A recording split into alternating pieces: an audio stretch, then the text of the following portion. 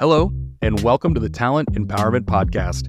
I am your host, Tom Finn, co-founder and CEO of Leg Up. Each week, we journey into the minds of game-changing CEOs, executives, talent development savants, and successful leaders from a variety of industries. We dissect their strategies, explore their career paths, and uncover how they're fostering a people-first culture within their communities. Our mission, our goal, to help you love your job and supercharge your career. So let's get started and dive right in.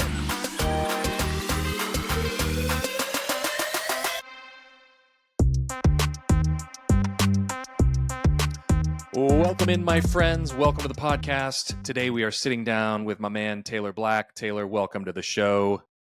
Tom, it's great to be here. Thank you for having me. Taylor, it is great to have you, and let me take a moment to introduce you to this fine gentleman. He is a cross-functional team leader at a little company called Microsoft, and he is a seasoned entrepreneur, passionate about driving innovation and growth. With 17 years experience, he transforms technical startups into scalable successes, partnering with industry giants like T-Mobile and Disney. His expertise illuminates innovation's path in the modern business era. I cannot wait to sit down with you and have this chit chat. For those of you that don't know, Taylor is a principal program manager for Microsoft's incubation studio. So let's start there. What does that mean and what do you do? Yeah, certainly. So Incubation Studio is kind of a center of excellence for everything incubation at Microsoft. We sit in the Chief Technology Officer's organization, Kevin Scott's org, and we incubate. Now, incubate inside the enterprise is similar to what a venture studio might do outside the enterprise. So we take ideas from all across Microsoft. We work with the people who came up with those ideas to validate them, often coming to a prototype and bouncing it off some customers. And if there's a there, we'll take that prototype, wrap a little bit of a business plan or a pitch deck around it, pitch it to my team's internal stakeholders, and they'll fund it in dollars and headcount. And we'll run it like a startup inside the enterprise through a pipeline that I've helped build and craft along with a number of my team members. So that it can move fast, so that it can really take those customer signals and learn from them and build and iterate and make mistakes and often die, but sometimes be a really great business success for Microsoft as well. So you consider yourself an entrepreneur? I do. Yeah. It's a kind of, it's doing that venture studio thing inside the enterprise. So as a result, it's not exactly like a venture studio because it's not outside of Microsoft. It's within the corporate ecosystem, but there's a lot of similarities, and that tolerance level between something that's startup and moving fast inside the enterprise versus the big scale motions that enterprises must have. That's kind of my sweet spot where I like operating, so that the entrepreneurs and the entrepreneurs who want to move quickly can do so easily inside the pipeline that we've built. I don't think I've ever thought about being entrepreneurial at a big giant like Microsoft. So how did you fall into this, or how did you position yourself? Like what's going on here that you were able to carve out this really unique role? Yeah, certainly. So this is the first big company that I've been a part of. The only companies I've been at before Microsoft in a FTE role were up to about 800 people. So I've been primarily a startup founder myself, B2B SaaS, where my people at, and also at external venture studios like the Invention Science Fund and others within the Seattle venture studio ecosystem.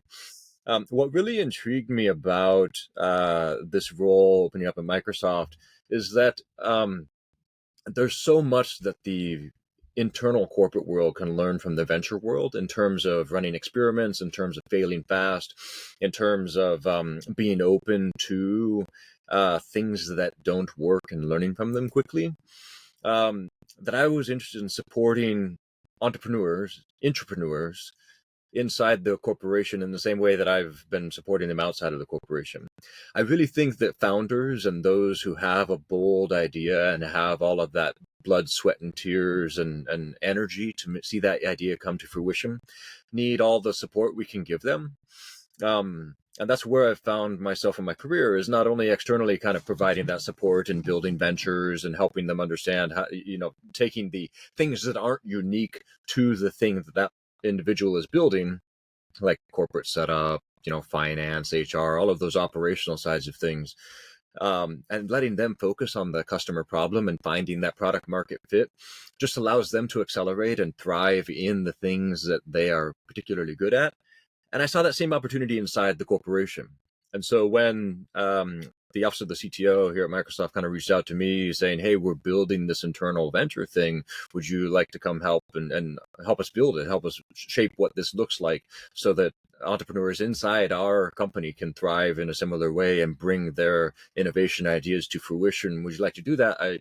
Yes, There's a lot of difference inside the company, though, right? A lot of politics, a lot of trying to do things that won't scale inside a organization that is intended to do everything at scale. Yep. So there's been some really interesting and great tensions in building that out, but ones that I found super interesting and fun to work in. Well, we're going to get into a couple of examples in just a second, but I want to talk about this word that you just said, which is scale. So, one of the things about a startup is you typically do things that do not scale when you start because you can't build it to scale right out of the gate. And then you just said Microsoft is built to scale.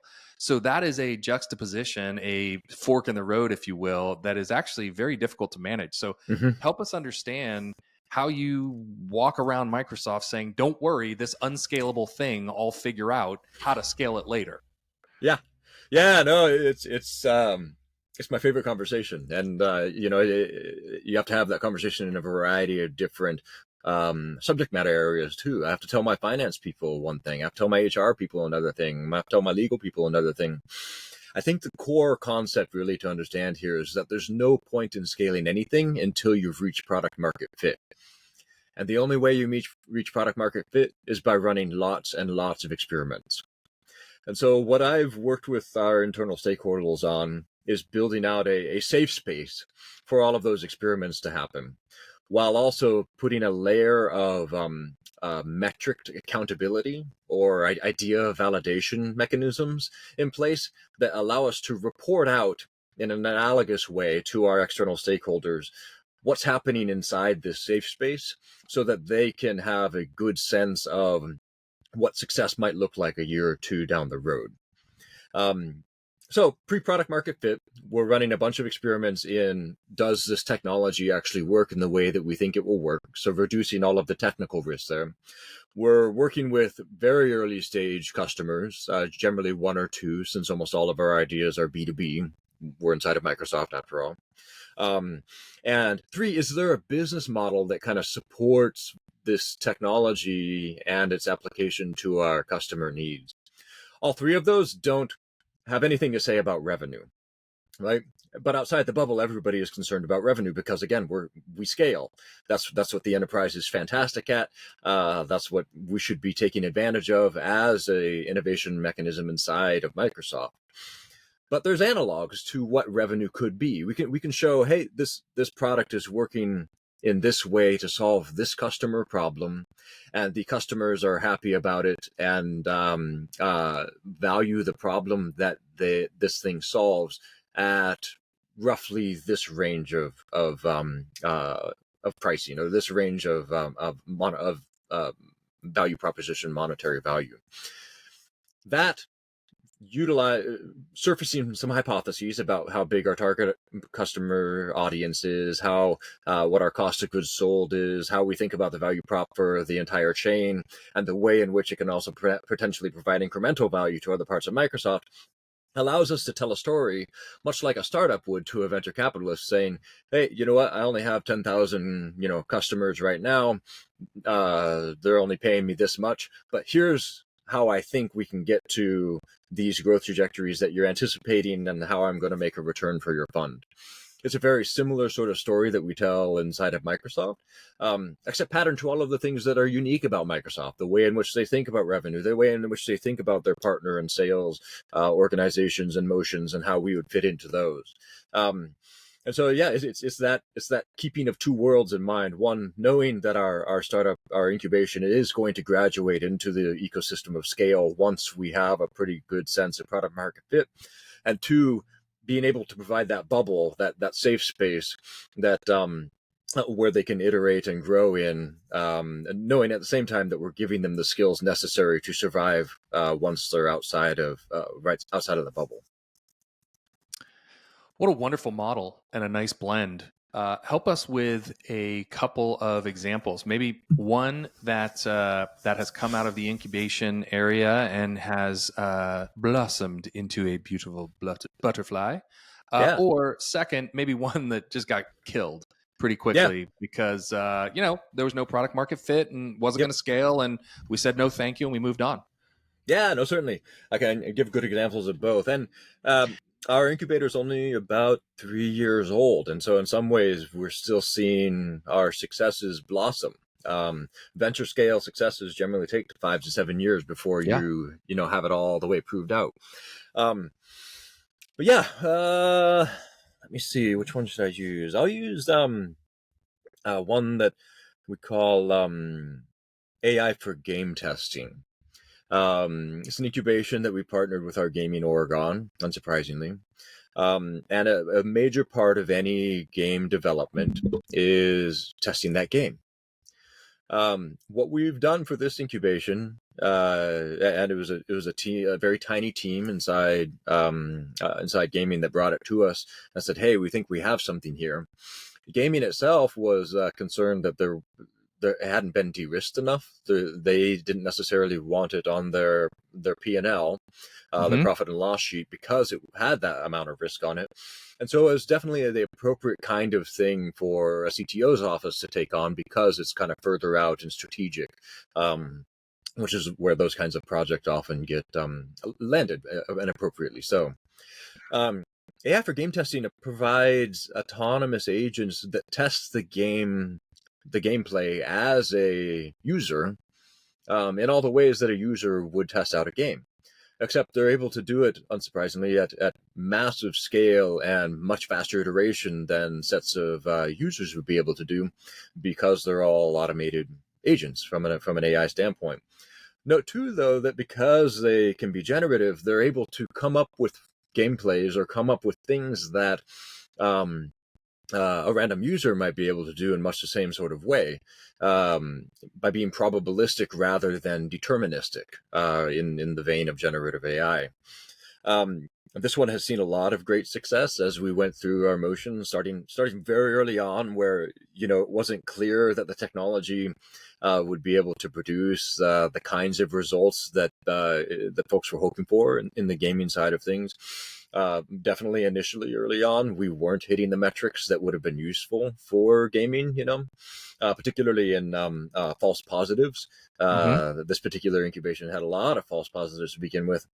And it's hard to defend, pursuing an incubation path when you have those kinds of metrics. But again, we had it wrapped in this little safe space bubble. We hadn't shown that it wouldn't work yet. It's just that it needed more time, needed more iteration, and potentially it needed a couple of different customers so that we were able to test out different modalities and not just a single game, and that particular way of gameplay. And so through that iteration, and through, the massive efforts of the incubation team driving this innovation, they've been able to make a lot of great strides, and are showing a lot of value to this particular org where they anticipate landing.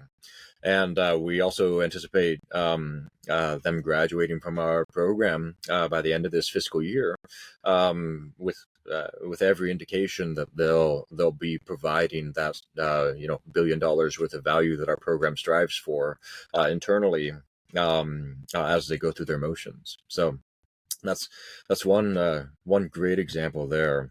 So Um, before we move on, Taylor, let me ask you this question. So the people that brought that to you all yep. internally, did they get anything? Did they get a bonus, a promotion, a hearty handshake, and a new coffee mug with Microsoft on it? Like what do they get? Yeah, generally. So there's kind of three ways in which folks find value in bringing ideas here. One, the ideas that they bring are Microsoft unique, where should they take their idea anywhere else or attempt to do it on the outside, they wouldn't see what they hope to achieve out of the fruition of their idea. Two, because they're Microsoft FTEs, and our incubator only works with Microsoft FTEs, you're able to pursue a startup-like endeavor and see a lot of personal impact and agency in driving a particular idea forward, while also being able to have the comfort and safety of being a full-time Microsoft FTE. Three, uh, primarily actually due to United States employment laws, it's very difficult to reward or compensate people working on innovation projects substantially differently from those working on non-innovation projects. And so while it remains something I hope to figure out from an innovation structure standpoint, we don't comp them any differently than we would on just a regular Microsoft project, because of the ways in which stock is already figured out and stock plans already determined across the company. It's kind of a harder nut to crack along those lines. That said, the success of these innovation projects often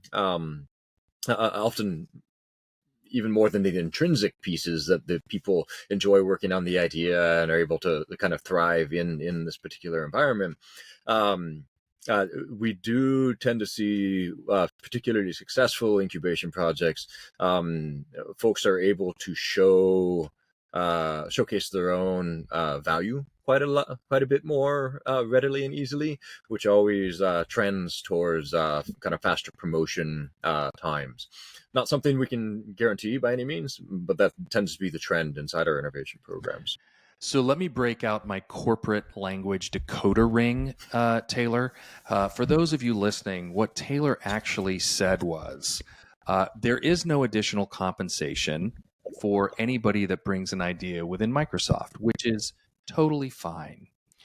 Then what he said is, however, the person that brings the idea that actually gets scaled within Microsoft clearly has a path towards some level of promotion within the organization, because everybody knows that you brought the $1 billion idea. So that means you may, if you play your cards right, have some role in that new business unit as it gets rolled out across the organization, because let's be honest, you were the guy, gal, person who came up with it. That is what he said in Well a done, Tom. really Well nice done. way.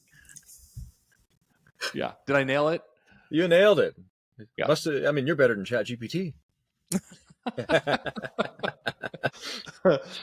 Take Taylor's comments and boil them down into plain language that he's not allowed to say because he is still a Microsoft employee, but I certainly am. Well done. Okay, cool. So that's one. That AI gaming testing sounds really awesome, super unique, and yes, a wonderful way to use AI for good and scale. And that sounds awesome. Can't wait to hear about it when it gets pushed down to the marketplace. So that's maybe a future success story. But I'm sure you have killed a handful of these pretty quickly. What are some that just kind of pop up that went, yeah, it wasn't a great idea. We killed that. Yeah, so I find that the ratio of ideas to from our top of our funnel, ideas to prototypes to incubations to successful launches, is about 2,000 ideas turn into 100 prototypes, turn into 5 incubations, turn into 1 successful launch. There's a very high degree of attrition throughout this process, and intentionally so, because we're running massive parallel experiments. Let me see. There's two. Well, actually, one's a failure. One that we killed intentionally because it wasn't a good. Actually, because the technology wasn't there, and another one is one we killed in a very interesting way because it wasn't a platform company. At Microsoft, we are a platform company. That's what we do. Mhm. So the one we killed because the technology wasn't quite there is one we call Fashion for Creators. Fashion for Creators is a platform that allowed creators to come to design garments in a three-dimensional space and then have those garments produced by actual garment manufacturers. But not just any garment manufacturers. It was a consortium of micro manufacturers which produced pieces of these different garments that you could create, and would stitch them all together, kind of utilizing a huge network of a lot of different micro creators that would come together in producing the finished garment. There's a variety of reasons why would be a really good thing, from reducing landfill waste, reducing overproducing a lot of garments for certain markets, and it also kind of pushed the creator tools all the way to the very to folks almost like you and I, who could put together our own garments and have it created in a professional way. What we discovered there is that the garment industry isn't sufficiently digital or sufficiently collaborative yet in that particular vein to make this business model feasible. It can definitely be done in kind of a startup, smaller practice way, maybe kind of a tops, maybe 10 million ARR sort of business, which by no means is that's something to be proud of if you've built a business like that. But it didn't make sense for a Microsoft to pursue, particularly since we'd only be having a slice of that particular value chain. So we killed that one maybe actually only a few months after it became an incubation, because the learnings were very clear. The second one that we killed, we had an incubation that was focused in the synthetic data space, and the particular synthetic data that they were working with, and synthetic data is utilized to train various kinds of models. So, for example, if you had a company that was working in healthcare data, as all of us know, healthcare data is super sensitive. It's difficult to work with. But if you're able to invent or come up with all of the data yourself, where it doesn't represent actual people, but it represents statistically significant portions of actual people, then you can utilize that data in a variety of simple ways, easy ways, because there's no real people that data is actually attached to. Just one example of the importance of synthetic data. But what we discovered at least in the trajectory this particular incubation was going, is that there wasn't a platform play that Microsoft could get out of this synthetic data platform, synthetic data incubation. So what we did instead is one of our customers ended up being very interested in kind of taking some of this technology forward. And so we more or less gave away or sold all of the incubation stuff that they had come up with, and a couple of the team members opted to go with this project to one of our partners, and one of our partners is pursuing it in its own sort of vertical play, one that utilizes Microsoft's technology stack, but one that the partner will be able to see a lot of value out of, and Microsoft sees some value out of any partner relationship, of course, but was better focused on the way in which this partner's business model operated, and they're able to take that forward very successfully, where it wouldn't have worked for ours really at all, and we wouldn't have been able to see that sort of value. And I think those kinds of relationships are super important for innovation programs inside of corporates, because in the end, the corporation is very focused on something that they are very good at. And I mean, you could be a $3 trillion company like Microsoft, and still that scopes you to a much more narrow set of things that Microsoft should be doing successfully than the rest of the world. And if you have those exit points for ideas that don't make sense inside the enterprise, but there's still something there, it provides so much value for innovation pipelines, knowing that the idea is still going to thrive in a place where it should thrive, rather than it being kind of a dead end, even if that dead end is a platform play for Microsoft. It's a really nice off ramp to take an Hmm. idea that maybe won't scale in Microsoft and give it right to a partner that can take a look at it, maybe spend a little more time on it over a couple of years, invest a little bit of capital, but know that, oh, this might be a $50 million idea. That's never going to fly at Microsoft. Exactly. That's a bug on a windshield in terms of overall revenue. So it's never going to produce any scale. That's a wonderful, wonderful off ramp. I'm really glad you guys are looking at it that way, because it's nice to take those good ideas and hand them off to somebody else who can manage Yeah. them. Yeah, certainly. And yeah, it really helps all in the ecosystem. So yeah, yeah.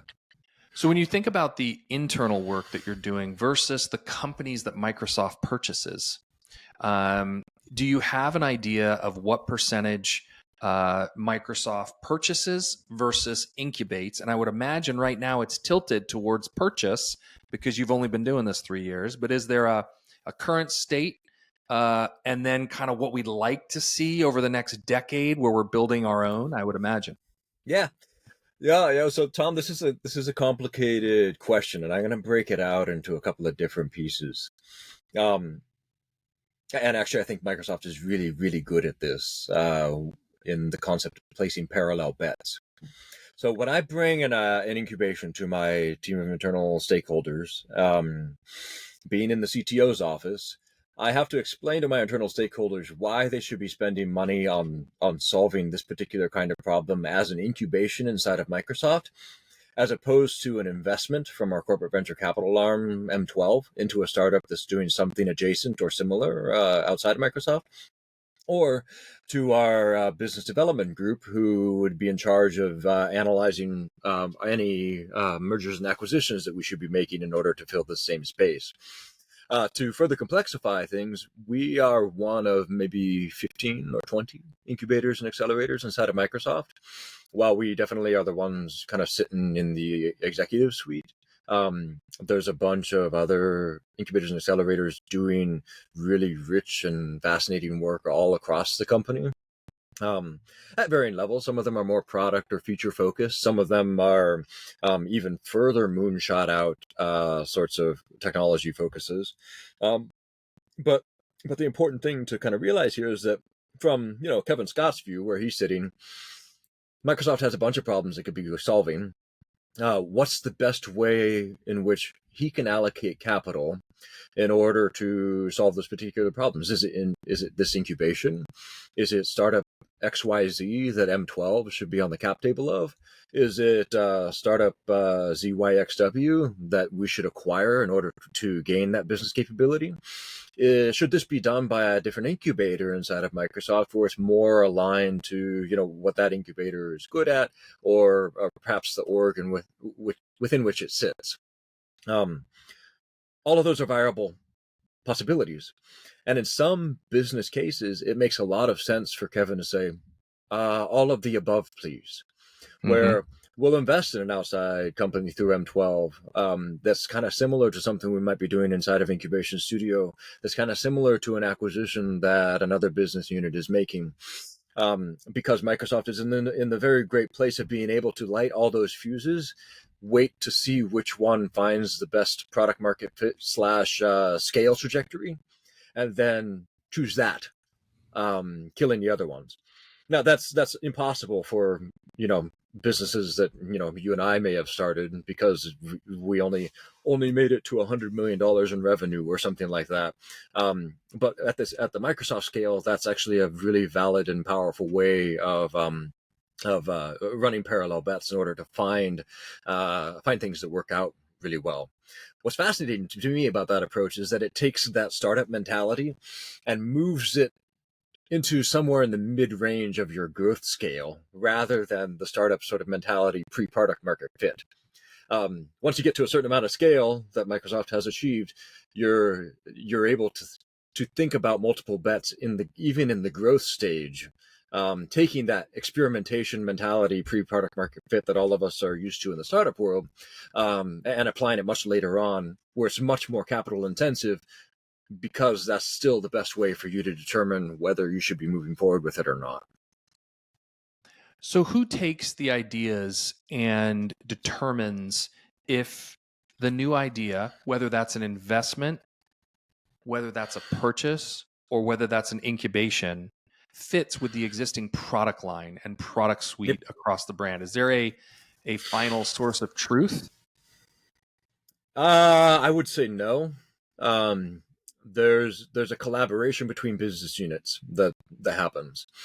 So, for example, M12 has their own book of business, and they present that to our executives, and we're not necessarily in that meeting. Um, my incubator provides our incubations and why we think they should be invested in. And except we do provide how this is going to land in another product group inside of Microsoft, because the CTO's office doesn't build. We don't build products. In the end, we de-risk things for product groups in order for the product group to build it themselves. Yep. And we paint a story of how this does help Microsoft's overall, market share in a particular area, or why this brand new business line that we're proposing as an incubation is an important business line for Microsoft to have, either because it knits together some product groups, or it fills a major missing spot in kind of our overall strategic offerings. But as far as like a complete coordination across all of those things, so that Kevin can lean back and on his Surface and use his finger to allocate dollars towards a cohesive view of everything, that doesn't exist. And I think there's important reasons for that, because the rationale between each of them, between each of the different groups, and kind of their strategic objective and strategic perspective differs enough that it changes the kind of paradigm as you move things in between it. And so knowing that you have different sets of capital allocated in these different areas, and that each of them is optimized towards a certain kind of innovation, allows you to better pattern match where you should be taking the kinds of bets that you're anticipating taking, if that makes sense. It's a decentralized decision-making model, which allows business units to structure and innovate faster than if you had one source of truth saying no because they don't fully understand the scope. Exactly. Yeah, it's like that old adage we've always heard. You always try to hire people smarter than yourself.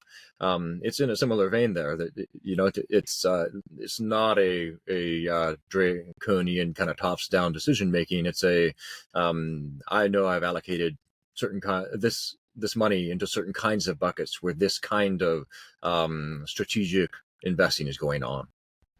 Yeah, beautifully said.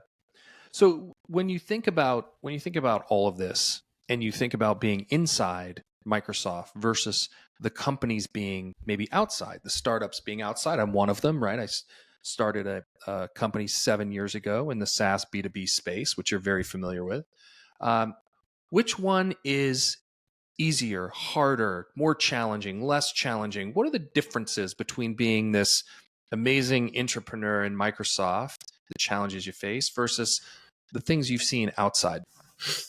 Yeah, this is a great question, and one that I love, because I'm always trying to get the best of both worlds. So I was a startup founder too, a number of years ago. Sold in 2014 in the B2B SaaS space. I had another startup before that, kind of in the property space, which was a lot of fun too. But it's being a founder outside of the enterprise is existential. If you don't make it, you don't, have food on your table, ostensibly. The stakes are a lot higher in that sense.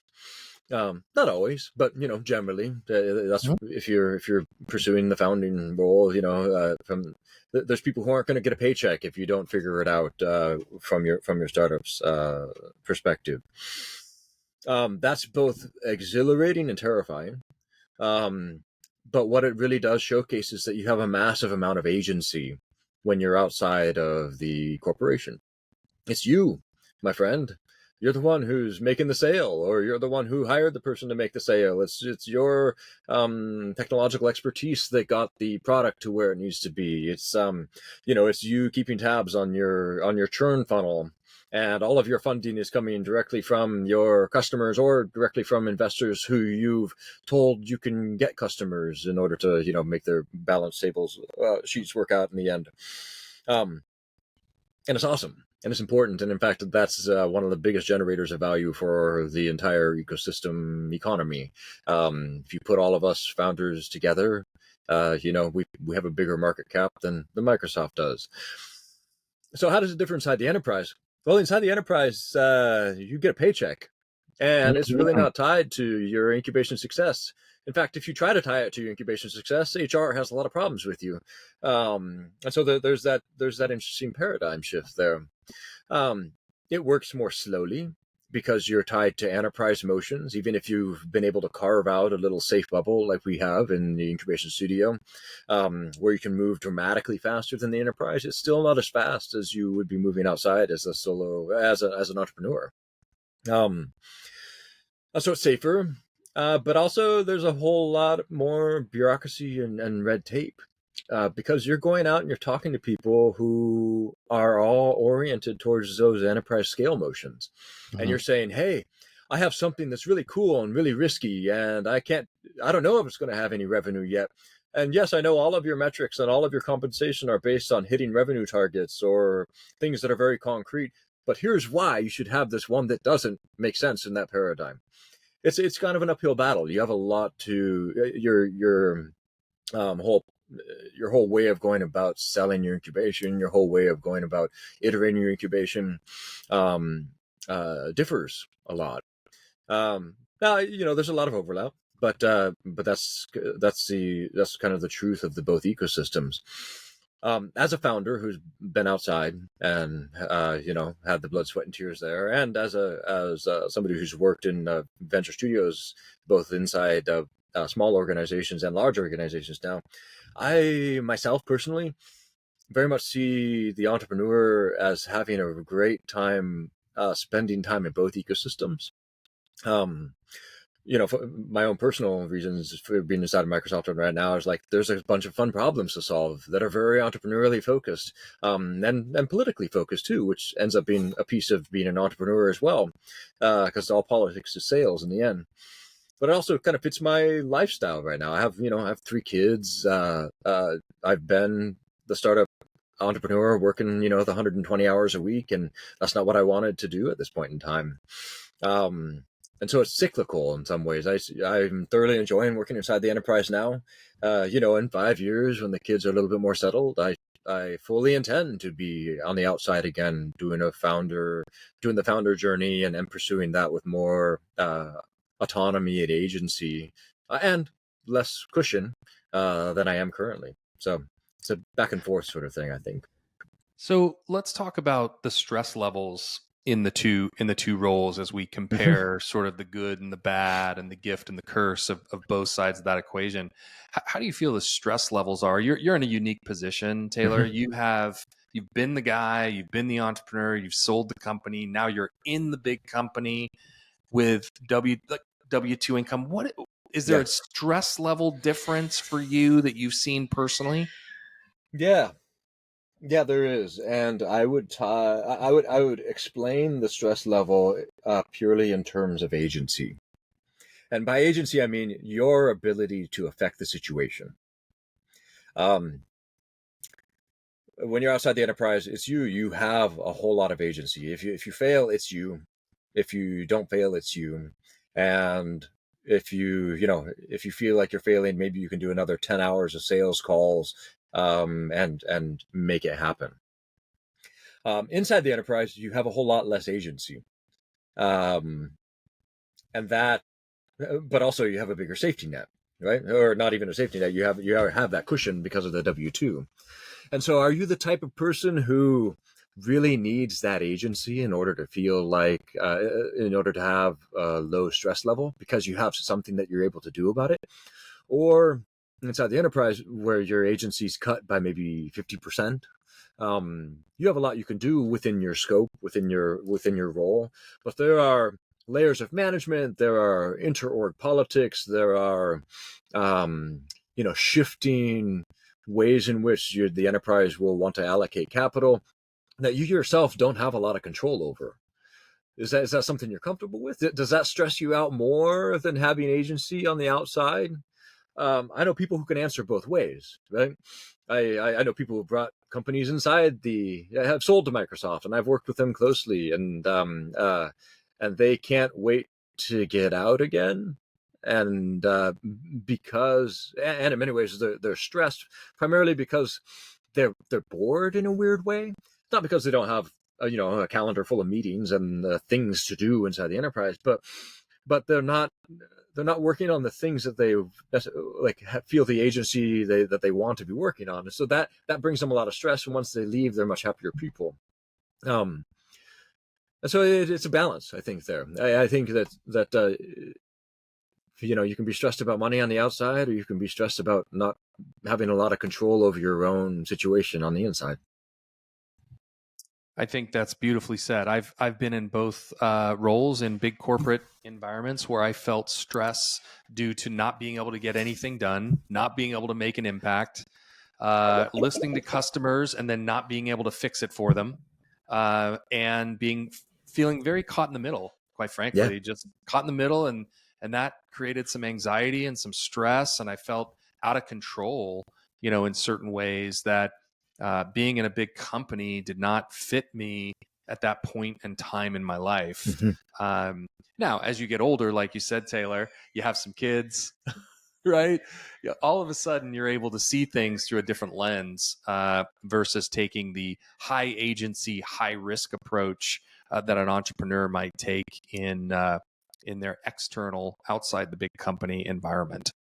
Yeah, and I think part of the reason for that is that all of my high agency, high risk endeavor right now is my kids. Yeah. That those I really want to make sure that these little startups make it all the way through to product market fit and scale after that. And I want to spend my full tank of energy on that. And it's not to say that I'm not. Imagine being Taylor's kids. Hey, I just want to make sure my little startups make it to product market fit. Oh my goodness. One of them's pretty close. The other two, there's a lot of experimentation still going on. Some technical problems. Yeah, customers aren't happy. Yeah. Parents aren't happy, schools aren't happy, friends aren't happy. We're trying to figure this thing out. Oh man, I love it. Well, I love the work that you're doing at Microsoft, Taylor. I'm super grateful to have a chat with a person that has been in both roles and seen both sides of this coin and can really articulate it in a really meaningful way, because there are those that feel stress inside a company. There are those founders and early stage employees that feel overwhelming stress. But the grass, my friends, is not always greener. You just have to find what fits for you. YOUU. Point the thumb, not the finger. Hold yourself accountable to figure out what you love and what you want to do, and then execute the plan. That's how we find our happiness and our love for life and our passion for work. 100%. My man, thanks for being on the show. Where can people track you down and find you? I know you're coming to us from a cellar today. It's true. I'm hard to find here, but easy to find on LinkedIn. Easy to find. Taylor Black. Taylor like Taylor Swift. Black like a color. Easy to find on LinkedIn as well. Thank you, my friends. We'll put all that in the show notes, Taylor. Appreciate you being on the show and the great work you're doing with your cohort at Microsoft. Awesome. Thank you, Tom. Great to be here. Thanks, bud.